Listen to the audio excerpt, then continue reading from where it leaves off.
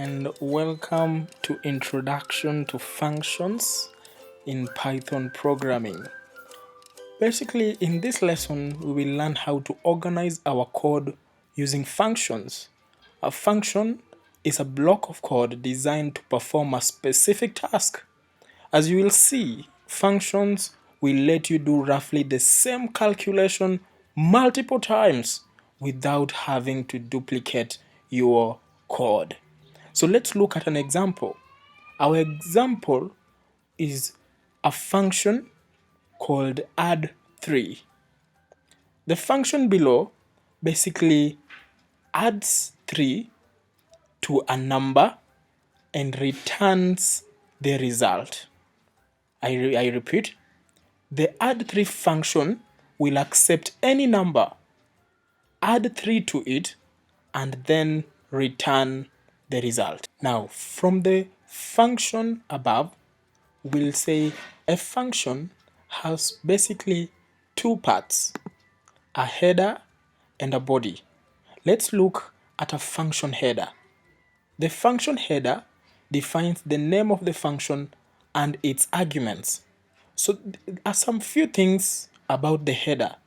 Every function header begins with def, which tells Python that we are about to define a function. In the example above, our function name is add3. In the example again, the argument is what we have put in brackets, input var. The argument is the name of the variable that will be used as input to that function.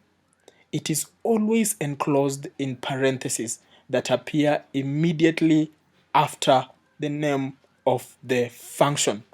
Something to note, a function can also have no arguments, or it can even have multiple arguments, as you will see later on in another example.